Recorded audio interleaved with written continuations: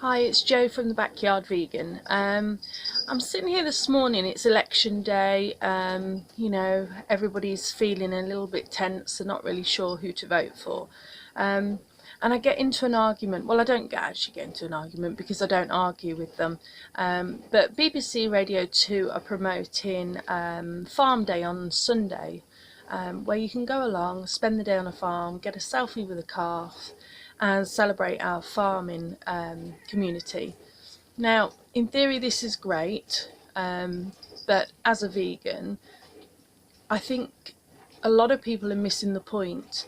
Um, you know, it's not the farmer's fault. We have all been duped into thinking this is a normal human response. We kill for meat, we have dairy, etc. And it took me a long time. I grew up on farms. I've recently just come back from Scotland, where I lived on a beef farm and a sheep farm. I never connected the two, and you know, I don't understand why I didn't connect the two. I think it's because we are literally born into this as a normal practice, and these animals are here to feed us. But I found out there was another way, and I then started to feel compassion for these animals, because I suddenly realised the trauma that we put these animals through. Where I lived, they were looked after, they were cared for. I wouldn't say they were loved, but they were looked after. They had bedding, everything was done right.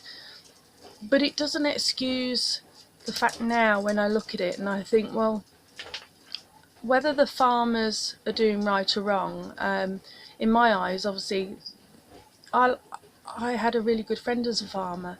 I've known farmers all my life. It's not their fault, and I don't blame them. We're conditioned to think of animals this way, and I think they don't connect it either in a way, because when the animals go to slaughter, someone else does the slaughter. So they send their animals on the trucks, or they send them to market, and then somebody, a slaughterhouse or another farmer, will buy the animals from there.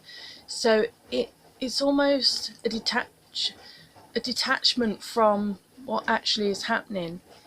I have no issue with farmers. I actually feel a little bit sorry for them, and I don't mean that condescending. I just mean we're programmed. We've done it for so long, so many years now, thousands of years, to think this is a normal behaviour. And at the moment it is a normal behaviour, but there are more and more people waking up to veganism as a lifestyle, and we're not tree huggers, we're not wacky out there dreadlocks. I know some are, but the majority of new people that are coming into veganism is for compassion and empathy, and the realisation that abuse starts with the animals and then goes on to humans. And when we look at animal species and start to have speciesism, which I can never say, but we start to go, well, it's okay to kill a cow, but it's not okay to kill a dog. It's okay to hunt down whatever, but it's not okay to hunt down a fox. And this morning on the radio they were talking about squirrels. It's okay to kill a squirrel by bashing it over the head. But if we use a term of cranial dispatch, it's okay. These are pests, these aren't, blah, blah, blah. So what we're doing, we're separating all these species. And by doing so, we're making it a justification almost that it's okay to kill. And at the end of the day, I mean, James Aspey, he's an inspiration, and he says it right, really. There's no excuse of killing anything. Murder is murder, and you just can't excuse it. And when you start to think of it logically, and you start to look at things a little bit more deeply, and you do have empathy and you do have compassion within you, and you start to realise actually you're either on the side of killing or endorsing the killing of something, or you're not, and it is black and white. And you suddenly start to think that it really is black and white. There's no other way. It's either you're against it or you're for it. So I don't blame anybody. I understand. I mean, I've only been vegan just under a year. I am ashamed that I didn't know earlier. I'm ashamed I didn't connect the dots. I'm ashamed I didn't realise But now I do, I can see so many people butting heads and arguing about it. And, you know, as I say, I got attacked this morning being called a tree hugger and the vegans are nuts and stuff. And it's not about that at all. It's about human decency and what is right and what is wrong. And killing these animals, regardless of what species they are, is wrong. And so I just wanted to come on here because it was winding me up so much, and I'm not an aggressive person. I'm certainly not an aggressive vegan. I think spreading the positive message about veganism, whether it's all the good food that you can have, whether it's new products you find, whether it's getting more and more companies to get on board and realise that there was a massive increase in people that want to do the right thing, whether it's education, I think it's really, really important to be positive, clear and knowledgeable.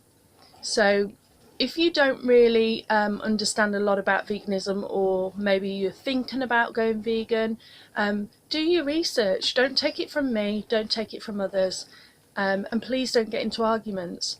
I really, really wish I could go out and speak to fellow vegans who are aggressive, who find it difficult to exchange in conversations without getting into arguments, and show that there is another way. We have to be a role model to other vegans. We have to be a role model to the meat eaters. We have to be a role model to everybody who does not yet understand. And we need to be calm and compassionate and understand that we're not perfect either. And it's taken us a long time to get to this point. But now we're here. We should be a role model to be able to express why we're here and what it's about and why we feel it's so wrong. And so I'm going to leave it on that. I just wanted to share my opinion today. Please like our page and follow us. We're actually the Backyard Vegan. We're doing a self-sufficiency test with a small holding, so it's quite interesting. But yeah, so I hope you enjoyed this, and speak soon. Thank you.